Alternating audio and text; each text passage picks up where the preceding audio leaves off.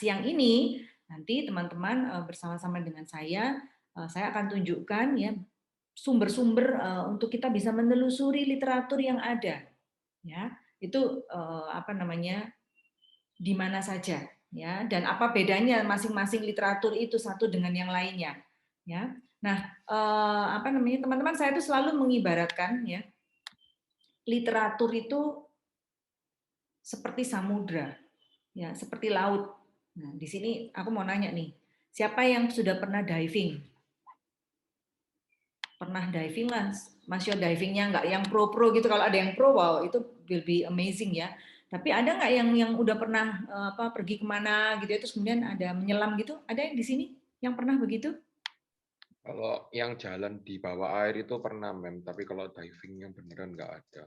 Oke, jalan di bawah air, kedalaman berapa Jason? Enggak, saya lupa sih Pantai Kuta sih, tapi nggak Oh, sampai dalam banget. tapi kamu maksudnya jalan di bawah air, berarti itu apa? Kamu menyelam gitu? Jadi dikasih tabung kepala gini, terus habis itu Oh, disuruh turun sampai bagian ada tanahnya gitu, terus baru jalan di situ gitu. oke, oke, oke, oke. Jadi bukan pure diving ya? Oke, Bukan. oke. Ada teman-teman di sini yang pernah diving? Silakan minta tolong bisa men-sharingkan mungkin yang pernah punya pengalaman. Ada? Kalau snorkeling ada nggak? Halo? Halo? Belum pernah, Mem. Belum pernah ya? Nggak ada yang pernah? Ini yang rumahnya Lombok, Kolam renang pernah. pernah? Saya pernah, Mem. Nah iya, kamu rumahnya Lombok toh? Iya, Mem. Snorkeling tapi bukan diving sih, Mem. Snorkeling ya? Nggak pernah. Kalau diving, Mem, Mas, Oke, gelap. oke, oke. Snorkeling itu paling nggak snorkeling kedalaman berapa ya Vincent ya? Aku lupa sih kedalamannya berapa, Mem. Cuma pas itu berapa ya? Kira-kira ya lumayan sih, Mem. Tapi lautnya juga bukan laut yang dalam sekali sih, Mem. Di Hmm. Gili Trawangan pas itu, Mem. Oke, jadi berapa? 5 meter gitu ada? Ya, sekitar 5 meteran. Gitu ya. Oke, oke. Jadi dia udah bisa melihat kan di Iya, bawah itu kan? dasar laut. Oke, susah nggak pertama? Ya, awal-awal itu takut sih, Mem. Pasti, Mem. Kayak susah gitu. Peralatan gitu ya? Iya, pakai peralatan, terus kan pakai kayak yang apa ya alatnya itu lupa namanya, Mem, supaya bisa kayak nafas gitu loh, Mem.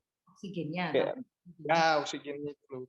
Oke, terus ada instruktur yang ngasih tahu kamu. Nah, training gitu, Mem, sebelum Oke. snorkeling gimana caranya gimana gitu. Terus ada pelatihnya juga yang terjun gitu, Mem. Oh, pelatihnya ikut dampingin ya selama kamu. Nah, iya, Mem. Ya, teman-teman, thank you Vincent udah cerita ya. Iya. Apa namanya? Mungkin belum ada yang diving atau mungkin ada tapi masih malu-malu, that's okay ya. Nah, saya mengibaratkan perjalanan apa namanya? Mengkaji literatur itu seperti kamu tuh berenang di samudra gitu. Ya, bahwa kamu harus menyelam dan pada saat kamu menyelam itu kamu akan menjumpai begitu banyak flora dan fauna di laut ya. Semuanya indah-indah, semuanya nampak menggoda untuk apa ya didekati, ya kan nggak boleh diambil ya. Atau bisa jadi kalau kebetulan lautnya kotor ya misalnya tercemar, ya bisa jadi kamu waktu menyelam itu kamu akan berjumpa dengan sampah-sampah gitu. Nah, mengkaji literatur, mencari literatur itu sama seperti ya analoginya seperti kita menyelam di laut ya. Ada begitu banyak referensi ya di literatur itu ya tulisan orang ya yang jelas tulisan orang semua ya. Nah, tetapi banyak yang nanti kita tahu bahwa internet misalnya ya itu banyak yang berguna tapi banyak juga yang sampah. Nah, jadi kemampuan kita untuk memilih mana literatur, referensi, ya tulisan-tulisan orang, publikasi yang relevan, yang terkait sama penelitian kita, itu menjadi sangat penting, teman-teman. Ya, nah jadi oleh karena itu siang ini, kenapa ini saya macet? Bentar, pen saya jadi macet. Oke. Ya. Ya.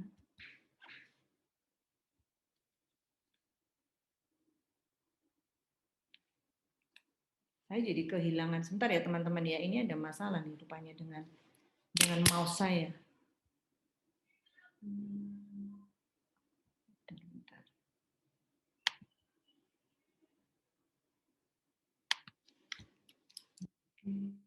Ya. Oke. Ya. Nah, jadi nah mari kita melihat sekarang apa sih Bu sebenarnya. Oke, ini udah solve ya problemnya ya. Tadi kayaknya ada yang macet dengan ini saya. Jadi nah apa yang dimaksud dengan sebenarnya mengkaji literatur ya. Kalau kita lihat dari definisinya dari Creswell ya, itu apa namanya John Creswell itu dia salah satu apa namanya akademisi yang banyak sekali menerbitkan buku-buku tentang research method ya.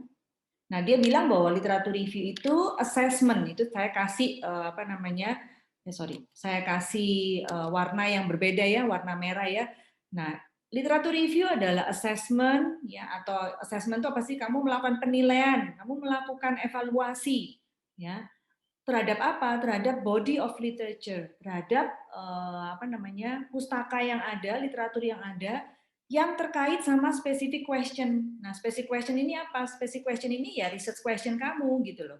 Jadi apa yang menjadi masalah dalam penelitian kita?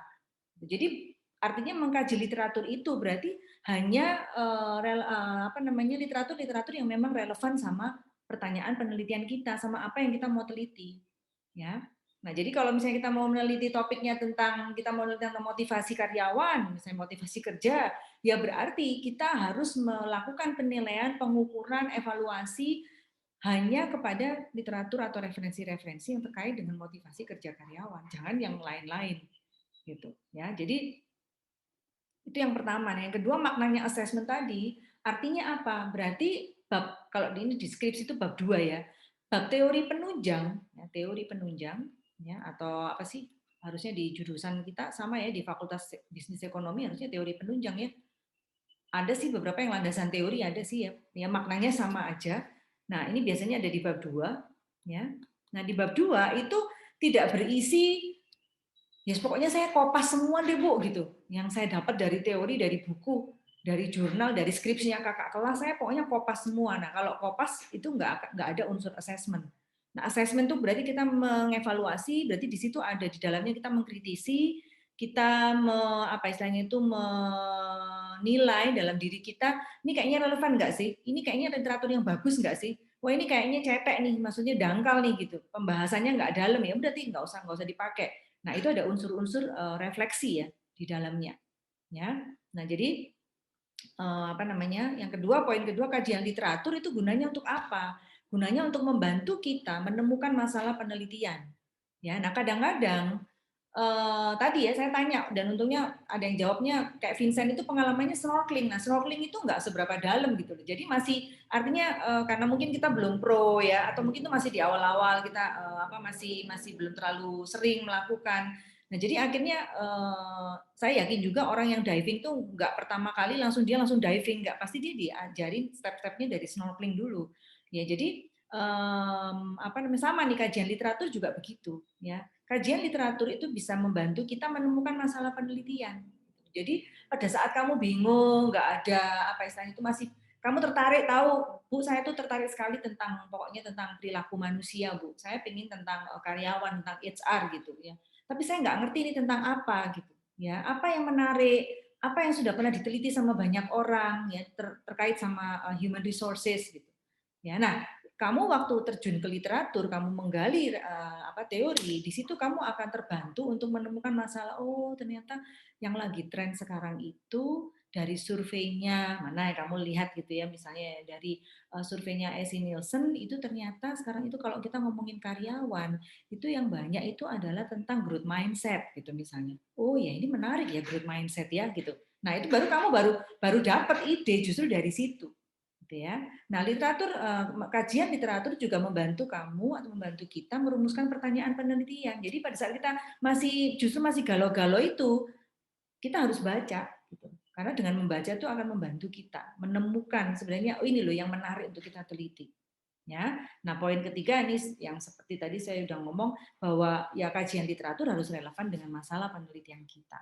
Ya, nah jadi ini teman-teman, kalau kamu lihat dari gambar ini ya, dari framework ini, maka akan terlihat ya, bukankah ini ya kalau penelitian itu kalau prosesnya ini step pertama itu di sini. Ini step kedua ya bisa kita inilah kalau mau dikasih nomor ya udah ini step pertama itu kan selalu saya bilang kan kemarin minggu lalu kita belajar bahwa setiap penelitian harus dimulai dengan adanya masalah penelitian. Kalau kamu nggak punya masalah penelitian, nggak akan bisa kamu melakukan penelitian. Ya, jadi step pertama itu kamu harus temukan research problemmu. Research questionnya harus jelas. Apa yang kamu ada masalah apa sih gitu ya? Ada kesenjangan apa sih yang kamu temukan dari observasi kamu? Nah, kita lihat di sini bahwa literatur review itu bisa dilakukan di sini ya di awal-awal ya. Jadi jangan pernah ada yang ngomong bahwa literatur review itu pokoknya kalau skripsi itu adanya di bab 2 nih gitu loh. Pokoknya bab 1 tuh gombes aja, pokoknya ngomong sembarang aja. No, itu salah. Ya. Kalau kita lihat di slide ini justru nampak bahwa di bab 1 pun kita bisa melakukan literatur review. Yang tadi saya bilang, fungsinya peranannya untuk justru membantu kita mempertajam apa sih yang harus kita teliti, apa yang menarik untuk digali. Ya. Dan memang kemudian teman-teman inti dari peran teori adalah pasti di bab 2 kita. Itu pasti. Ya, pasti di bab 2. Ya, jadi kita mendefinisikan. Jadi kalau kita ngomongin motivasi kerja karyawan, apa sih motivasi kerja itu?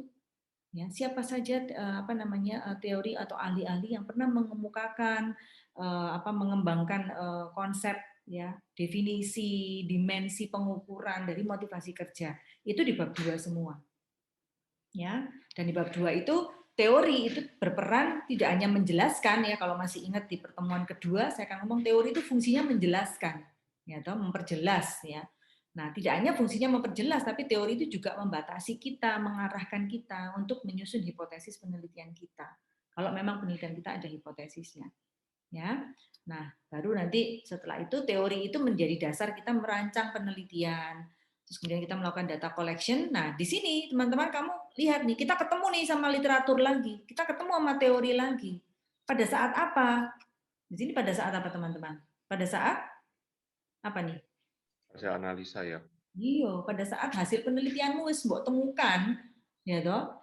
Kamu running, kalau kamu pakai pendekatan kuantitatif, kamu running pakai teknik statistik tertentu yang sesuai dengan masalah penelitian kamu, ketemu hasilnya. Nah, kamu kan kita harus nggak bisa dong cuman ya udah ya angka-angka ini terus kemudian angka yang ada di tabel kemudian kita ganti dengan kalimat. Enggak begitu caranya gitu. Kita harus memaknai kan, kita harus mendiskusikan kan, harus menganalisa gitulah. Nah, pada saat kita menganalisa, dasarnya apa? Dasarnya kembali ke teori. Dan ini harus berhubungan yang di sini ini harus ini dan ini bab 2 dan bab 4 itu harus berhubungan, harus ada benang merahnya. Ya. Nggak bisa tiba-tiba di sini kamu misalnya ya teorinya A B C gitu. Nanti di sini di bab 4 itu kamu teorinya bisa D E F. Itu berarti salah tuh. Ya, kalau saya udah pasti bilang ya kamu nggak pas gitu ya. Tapi memang misalnya Bu, boleh nggak kalau misalnya di sini ABC Bu, di sini Bu di bab 2 Bu ABC. Entar di sini ini ada ABC tapi ada D karena D ini kayak temuan gitu. Misalnya karena hipotesis saya tidak terbukti. Lalu saya mencari justifikasi dasarnya ketemu dari D. That's okay, nggak masalah. Tapi kan ada ABC di sini. Ya, itu ilustrasinya seperti itu. Jadi bukan completely different konsep atau teori yang kamu bahas antara bab 2 dan bab 3. Ya, jadi bab 2 teman-teman bukan bab deskripsi yang untuk menu-menuin skripsi kamu. Ya, jadi kalau misalnya skripsi kamu 70 halaman nih, bab 2-nya sendiri itu udah 40 halaman. Wow, itu nggak masuk akal. Ya. Jadi skripsi bab 2 di dalam skripsi tidak kopas sana sini, tapi tadi ada assessment, ada evaluasi. Ya. Dan apa yang kamu tulis di bab 2 itu nanti akan kamu pakai lagi di bab 4 pada saat kamu membahas hasil penelitian kamu. Loh Bu, kalau hasilnya penelitian saya kualitatif bagaimana? Oh, tambah lagi kualitatif. Kok kualitatif itu justru kamu harus, kan kamu nggak ada angka-angka yang kamu analisa. Semuanya narasi semuanya. Nah, narasi itu kan akan solid, ya toh akan convincing, meyakinkan. Ya kalau kamu menjelaskannya dari dari teori gitu.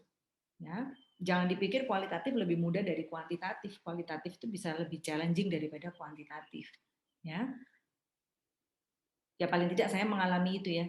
Menurut saya lebih sulit kualitatif daripada kuantitatif. Kuantitatif, kamu ngitung, kamu punya responden 200, 300, kamu ngitung, yang ngitung tuh loh statistik, yang ngitung tuh loh software. Ya, tantangannya adalah pasti kalau kuantitatif ketemu angka, ya, kamu harus bisa memaknai angka itu artinya apa. Itu kan tantangannya. Ya, tapi kalau kualitatif itu dari awal, dari jawaban misalnya wawancara, itu kamu sudah harus bisa mencari polanya. Nah, untuk bisa mencari pola itu kan kamu harus satu-satu, kamu transkrip, kamu dengerin, ya, kemudian kamu bandingkan dengan antara satu yang kamu wawancara dengan informanmu yang lainnya, ditemukan polanya, lalu cari benang merahnya. Itu sulit banget itu. Kalau kamu nggak biasa melakukan narasi, menulis itu bakal sangat-sangat challenging. Ya, jadi teman-teman intinya dari slide ini saya ingin kalian paham bahwa peranan literatur review, peranan kajian pustaka atau review kajian literatur pustaka itu tidak hanya di bab 2 saja, tapi justru peranannya bisa di bab 1 karena bisa membantu kita mempertajam masalah yang kita teliti, dan selanjutnya di bab 4 pada saat data sudah keluar hasil kita mau membahasnya. Ya, sampai di sini paham ya? Halo? Ada pertanyaan? Tadi saya mau tanya sih, Mem, tapi apa saya mungkin related gak related sih, Mem. Cuma sempat kejadian di saya ini, Mem, soal literatur review. Ya gimana? Jadi pas waktu saya literatur review, dulu kan saya punya topik, misalnya topiknya variabel ABC ya, Mem. Tiba-tiba itu saya itu nemu ya, Mem, kayak jurnal, apa literatur jurnal gitu. Saya baca itu ada misalnya poin B bisa nyambung ke poin D. Nah, terus karena poin B ke poin D ini juga sangat-sangat erat, Mem. Jadi maksudnya sangat kayak saya rasa ini penting gitu loh, Mem. Akhirnya saya itu cari lagi yang D terus ke E gitu. Nah, gimana caranya biar saya nggak melebar gitu, Mem. Saya mikirnya itu, Mem. Oke. That's a good question actually ya. Gimana caranya kita membatasi kayak tadi kan? Saya kan bilang tadi ilustrasi saya adalah pada saat kita menyelam diving, ya saya juga belum pernah menyelam ya, tapi kalau lihat dari video-video di bawah laut itu kan indah-indah semua kan.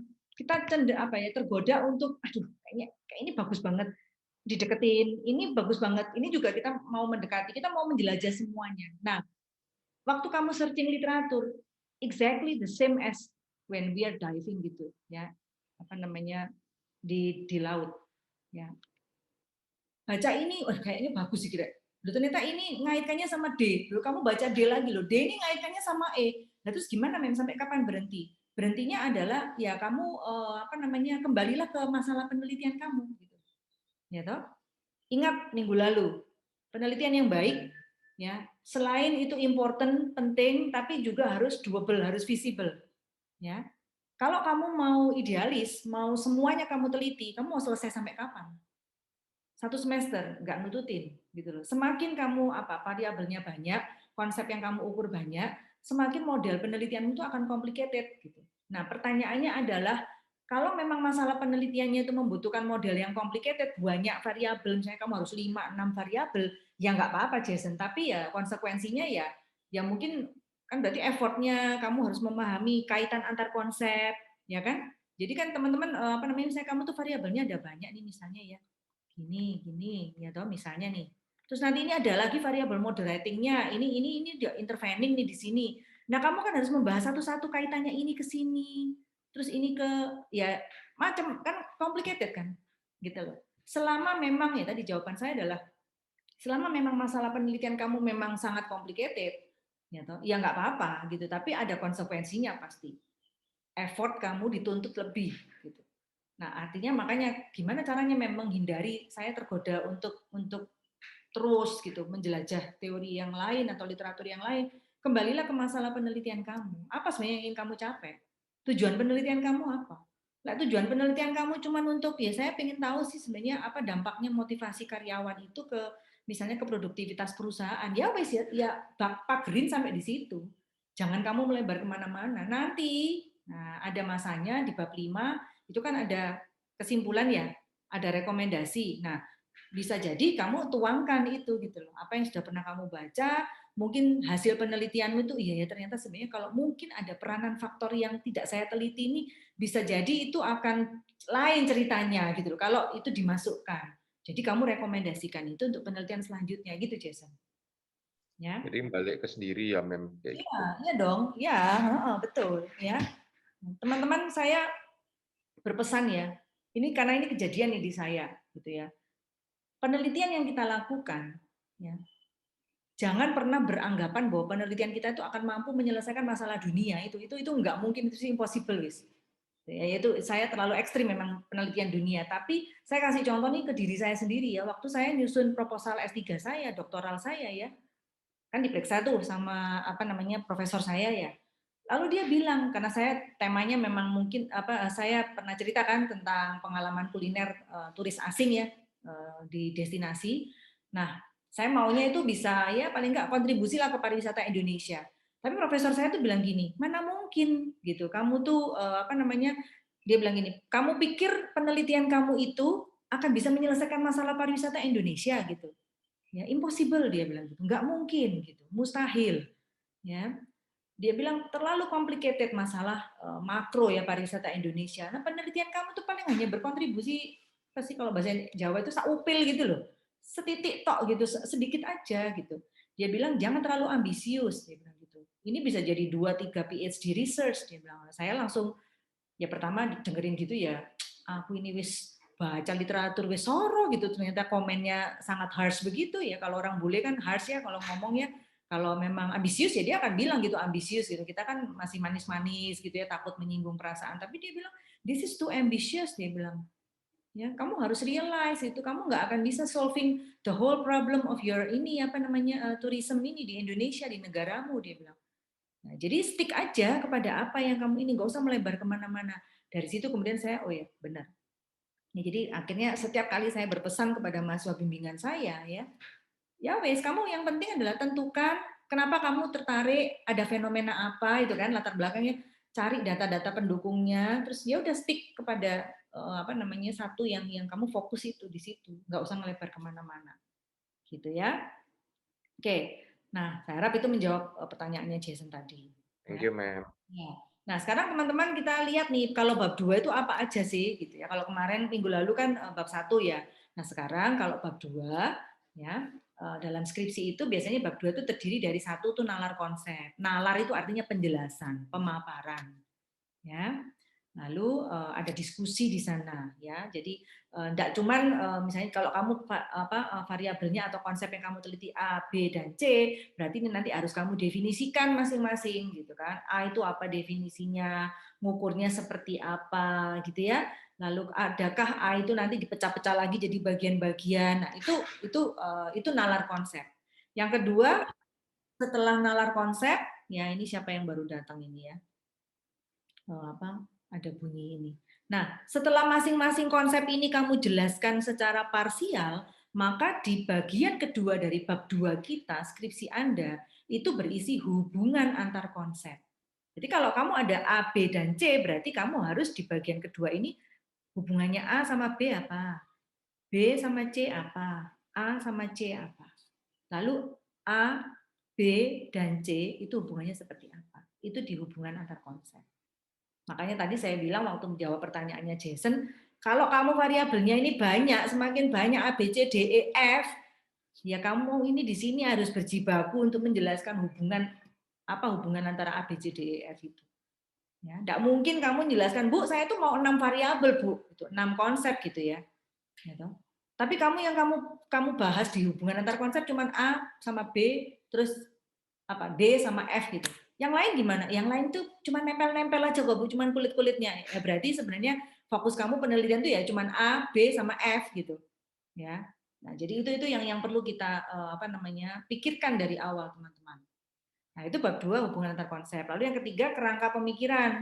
Setelah kita tahu bahwa masing-masing variabel kita itu punya hubungan, nah kita susun gambar itu dalam sebuah kerangka. Ya, kerangka pemikiran itu menunjukkan alur berpikir kita sebagai peneliti. Mulai dari awal, fenomenanya apa sih, gitu ya, sampai kemudian dari hasil akhir yang kita mau capai. Ya. Nah, lalu yang keempat apa namanya? Ada model penelitian. Kalau model penelitian ini sudah berarti udah gambar-gambar yang tadi seperti saya tunjukkan ya, misalnya kalau ada 3 variabel ya berarti ini A gitu ya. Jadi ini A, ini B, ini C. Ya, ini adalah model ya. Beberapa penelitian ya ada jurusan, mungkin kalau jurusan tergantung jurusannya ya, ada jurusan yang nggak apa-apa, nggak usah kerangka pemikiran gitu, langsung aja model penelitian ya nggak apa-apa. Tapi kalau penelitiannya kualitatif kan nggak ada variabel yang diuji seperti ini. Kalau kualitatif cenderung ke kerangka pemikiran seperti itu ya. Nah ini contohnya nih, contoh ya. Jadi contohnya kakak kelas Anda ini kayaknya udah pernah ya kita bahas ya. Jadi pengaruh pemulihan jasa ya. Jadi service recovery terhadap kepercayaan merek hotel di Indonesia dengan kepuasan atas pemulihan jasa tersebut. Jadi ada kegagalan jasa, ada service failure, di recover, dipulihkan. Nah, pemulihan itu kemudian dia puas enggak? Setelah dia puas, itu dia jadi percaya enggak sama hotelnya. Ya. Nah, nih kalau Anda lihat, ini saya gambarkan bab 2-nya dia, di TOC-nya dia, table of content-nya dia. Perhatikan, teori penunjang judulnya ya. Nah, tadi saya bilang kan, pertama apa tadi? Bagian 1 dari bab 2 apa tadi, teman-teman? Judulnya apa? Yuk, siapa yang mau jawab? Tadi bab 1, bab 2, nomor 1 apa tadi? Nalar konsep. Yes, ini siapa yang jawab nih? YSQL. YSQL ya, sebentar. Aku ambil pulpen dulu. Ya, saya catat ya. YSQL, oke. Oke, ya nalar konsep. Nah, Anda perhatikan di sini, ya. Dari judulnya tadi udah kelihatan ada berapa konsep nih teman-teman? Apa aja konsep yang diteliti? Ayo, konsep pertama apa nih? Pemulihan jasa. Apa? Pemulihan jasa. Pemulihan jasa. Oke, ini first konsep. Kedua? Kepercayaan merek. Kepercayaan merek. Lalu ketiga? Kepuasan atas pemulihan jasa. Kepuasannya, satisfaction. Ya, thank you Natania. Ya. Nah, kalau Anda perhatikan di sini, ya dari susunan bab 2-nya mereka, ya saya kan nggak tunjukkan semua isi ya. Nanti kalau semua isi, kamu bisa lihat di apa namanya ini skripsi ini, kamu bisa masuk ke DW di digital tesis ya, digital bisa download semua tesisnya ya. Nanti kamu bisa tahu isinya. Nah, kamu perhatikan di sini, tadi kan kegagalan jasa. Berarti dia jelasin tuh kegagalan jasa. Apa definisinya? Apa sih yang dimaksud dengan kegagalan jasa? Secara teori itu ahlinya ngomongnya apa nih definisinya? Lalu apa faktor-faktor yang menyebab terjadinya kegagalan jasa? Tadi saya bilang nalar konsep itu kan pemaparan. Ya. Atau penjelasan konsep. Jadi segala sesuatu yang berhubungan dengan kegagalan jasa yang perlu dijelaskan, yaitu kamu jelaskan gitu. Kita jelaskan. Ya, jadi kalau kakak kelasmu ini mereka menjelaskan definisi, lalu faktor-faktor terjadinya kegagalan, kok bisa jasa itu kok bisa, servis itu kok bisa mengalami failure, apa faktor penyebabnya. Lalu yang ketiga, mereka menjelaskan respon konsumen. Ya. Ada yang komplain, ada yang nggak komplain. Nah, ini kan kaitannya sama complaint management ya, teman-teman ya. Nah, itu panjang tuh bahasannya gitu ya. Nah, sudah selesai tentang kegagalan jasa, kamu merasa bahwa oke, this is enough gitu ya. Penjelasan tentang kegagalan jasa, lalu kemudian berubah ke pemulihan jasa. Ya, bergerak ke pemulihan jasa. Ya, service recovery. Nah, sama nih, definisi apa sih pemulihan jasa itu? Lalu penerapan pemulihan jasa seperti apa? Ya, bentuk-bentuk pemulihan jasa itu apa saja? Ya, lalu proses dalam pemulihan jasa. Jadi enggak tiba-tiba kalau misalnya ada servis yang gagal, ada komplain terus kemudian tiba-tiba gimana nih ininya untuk penanganan pemulihannya. Nah, itu ternyata ada prosesnya gitu ya. Jadi, nah mereka jelaskan. Sekali lagi hal-hal apa yang dirasa perlu untuk membuat pembaca itu paham akan pemulihan jasa itu dijelaskan di dalam nalar konsep. Ya. Baru yang ketiga kepuasan, ya toh. Kemudian mereka masuk ke merek karena tadi ngomongin kepercayaan merek, jadi mereka jelasin dulu tentang merek. Apa sih merek itu? Definisi merek itu apa? Singkat saja, memang tidak usah panjang-panjang, karena intinya sebenarnya ada di kepercayaan merek. Ya. Oh, jadi boleh ya Bu ya, misalnya nggak langsung masuk ke kepercayaan merek. Ya boleh, karena kan pada saat ngomong kepercayaan merek tuh kamu akan ngomongin merek gitu. Jadi ya ini mereka, kakak kelas kamu ini, si siapa Tansi sama Ika itu, mereka merasa oh ya Mem, saya perlu split menjadi sub bab sendiri gitu. Ini beneran anak bimbing saya ya. Jadi mereka bilang kami merasa perlu gitu untuk di ini sebelum menjelaskan tentang kepercayaan merek. Ya udah nggak apa-apa. Ya, jadi ini ada definisi, lalu 3 aktivitas utama, dimensi kepercayaan merek, lalu untuk mengukur konsumen itu percaya sama merek itu indikatornya apa sih, Mem? Tanda-tandanya apa sih? Clue-nya apa gitu ya. Nah, itu kan indikator ya. Nah, ini mereka jelaskan. Ya. Nah, setelah mereka selesai dengan nalar konsep, nah mereka kemudian masuk ke hubungan antar konsep. Ya. Nah, ini kamu lihat di sini. Nah, langsung jelaskan hubungan antara pemulihan terhadap kepuasan. Ya, kan tadi judulnya dia tadi disebut sama Tania ada 3 variabel. Ya, kemudian hubungan kepuasan atas pemulihan jasa terhadap kepercayaan merek. Ya, dan kepuasan pemulihan jasa sebagai variabel intervening antara pemulihan jasa dan kepercayaan merek. Jadi dia langsung gabung tuh. Ya, antara yang ABC-nya dia langsung gabung. Ya, oke. Nah, kemudian masuk ke kerangka pemikiran dan model penelitian. Nah, ini kerangka pemikirannya. Ini yang tadi saya bilang kalau kerangka pemikiran itu kamu berangkat dari fenomena awal. Makanya mereka cerita nih, apa sih objeknya? Objeknya itu hotel bintang 1 sampai bintang 3.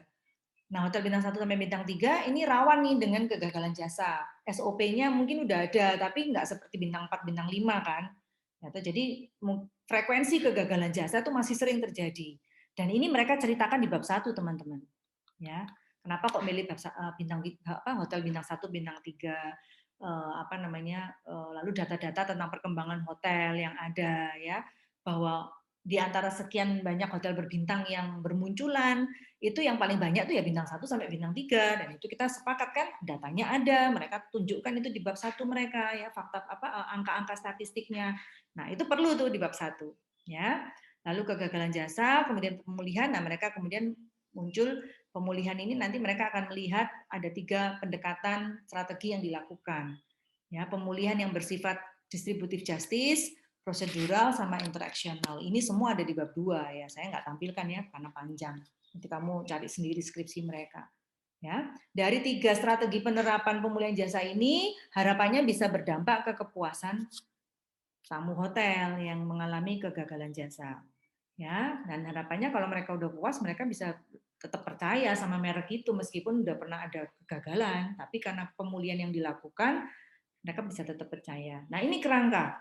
Nah, kalau modelnya seperti apa gitu? Modelnya ya ini yang tadi saya udah jelaskan, kalau model itu lebih langsung straightforward, masuk ke variabel-variabel yang diteliti, masuk ke sampai ke hipotesis. Ya, di sini kan udah nampak ya, beda sama kerangka tadi.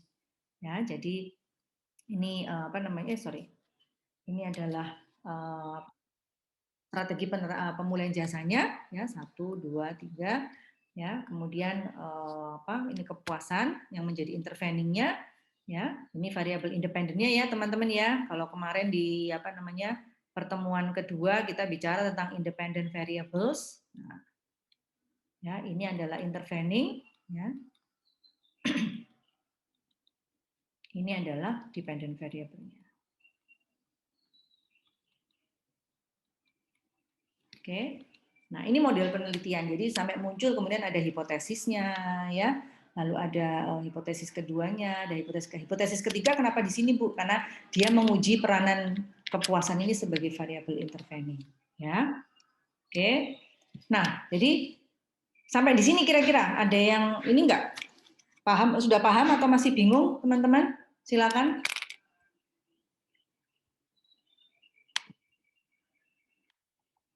Halo? Gimana? Paham ya? Apa saja yang ada di bab 2 skripsi Anda nanti kira-kira? Thomas, bagaimana Thomas? Paham? Paham, Bu. Oke, ya. Velia, bagaimana Velia? Ada pertanyaan? Belum, Bu. Enggak. Oke ya. Nah, sekarang kita masuk ke kalau sudah nalar konsep, model. Nah, maka kita sekarang lihat apa sih manfaat kita melakukan literatur review. Ya, nah manfaatnya tadi sebenarnya sudah saya singgung ya. Jadi yang pertama adalah ya, jadi dengan kita mengkaji pustaka itu kita bisa mendalami teori yang berkaitan dengan masalah kita. Kita jadi tahu. Ya, kita jadi teori fungsinya memperjelas. Oh, ternyata pada saat baca ini ya contohnya kakak kelasmu tadi ya. Ternyata strategi pemulihan jasa itu bisa ada 3 pendekatan, bisa distributif tadi ya bisa procedural sama yang informational tadi gitu. Nah, itu dia jadi tahu gitu. Oh, dan itu masing-masing tuh beda-beda. Yang procedural justice itu yang seperti ini, ya. Nanti yang lain itu seperti ini, penanganannya. Nah, itu jadi paham gitu. Jadi lebih dalam pemahaman terhadap teori. Yang kedua, peranan literatur review itu memberikan ide mengenai gap tadi yang saya bilang ya. Saya udah gambarkan bahwa di awal tuh peran teori itu justru membantu kita mempertajam hal yang ingin kita teliti. Ya, menunjang pertanyaan penelitian. Lalu yang keempat adalah peranan teori penunjang itu mengkaji kelebihan dan kekurangan hasil penelitian terdahulu. Ya, jadi kalau semakin kamu banyak baca, ya atau misalnya yang meneliti tentang katakanlah kakak kelasmu gitu ya, meneliti tentang strategi pemulihan jasa, ternyata tuh nggak cuma satu orang loh yang ngomong, ya ternyata ada banyak ahli yang lain, gitu. Tapi banyak ahli yang lain tuh nggak sedetail sampai di breakdown jadi 3 gitu. Nah, jadi kamu udah tahu, oh ya, saya memutuskan untuk saya memakai yang 3 ini karena lebih sistematis, lebih jelas batasan-batasannya, ya, daripada yang penelitian milik orang lain. Jadi kamu tahu kalau yang referensi ini, artikel ini itu kelemahannya ini. Kalau yang peneliti yang si B itu kelebihannya ini, dia jauh lebih komprehensif. Nah, itu jadi mana yang kamu mau ambil? Nah, itu silakan. Nah, ini kalau kita nggak mengkaji banyak literatur ya kita nggak akan tahu ya. Nah, ibaratnya kalau kamu bacanya cuma satu, ya lek pas yang satu itu bagus dan itu komprehensif. Tapi kalau kemudian kebetulan yang kamu pegang jurnalnya itu adalah jurnal yang jelek ya toh, ya penelitianmu jadi kurang kan, gitu. Kurang baik hasilnya. Ya. Lalu yang kelima, peranan atau manfaat literatur menghindari duplikasi penelitian. Semakin kita menggali literatur, ya, kita akan tahu bahwa topik saya ini sudah pernah dikerjakan sama orang lain. Dan itu cukup banyak ternyata. Gitu loh. Lalu kemudian, nah apa yang membuat supaya saya itu nggak dipikir duplikasi ya? Gitu loh. Ya, tapi saya melakukan replikasi bukan duplikasi. Gitu. Jadi misalnya nih ya, duplikasi misalnya sama-sama nih topiknya, variabelnya juga sama, penelitinya ternyata mahasiswanya sama-sama mahasiswa Petra, misalnya ya ada tuh penelitian kakak kelasmu tuh yang itu di perhotelan ya dulu kejadian, neliti tentang ini kualitas makanan yang disajikan di kantin UK Petra, ya. Jadi ditinjau dari sisi sanitasi hygiene-nya lah, kayak gitu-gitu pokoknya kualitas makanan ya. Nah, kemudian nggak lama setelah itu ada kakak kelas yang lain ya, anak mahasiswa yang lain tuh yang neliti juga sama persis. Ya sama di kantin UK Petra juga dan sama di 3 kantin juga gitu. Ya, nah ini kita menghindari supaya memang si mem katanya partisipannya kan bisa beda. Iya, tapi kan konteksnya kan dan itu durasi waktunya juga sangat dekat ya teman-temannya. Jadi akhirnya kita mengarahkan udah deh kalau bisa ya toh daripada nanti hasilnya mirip-mirip ya kan. Wong respondennya ya sampelnya populasinya ya sama anak-anak Petra gitu. Kecuali kalau kamu bandingkan nah ini ada lagi yang lain akhirnya sama anak Petra tapi dia bandingkan kualitas kantin. Jadi yang diambil bukan hanya kantin Petra, tapi dia ingin meneliti bagaimana sebenarnya kualitas kantin di sekolah gitu. Secara logika kan ya kamu makan di kantin dengan harga mahasiswa ya atau yang murah ya jangan kamu bandingkan dengan kamu makan di casual dining restoran gitu. Jadi dia tuh mau justru mereka melihat di kantin universitas swasta di Surabaya. Jadi dia sedikit 3 atau 4 kampus gitu yang kantin sekolahnya. Nah, jadi dibuat lebih general, lebih broad lagi. Nah, itu bisa tuh. Ya. Nah, hal-hal seperti itu teman-teman ya akan bisa terhindari duplikasi yang sangat mirip, yang sangat dekat kalau kita baca. Ya. Nah, kemudian yang manfaat literatur review memberi petunjuk mengenai desain penelitian yang relevan ya untuk menjawab research question. Sorry.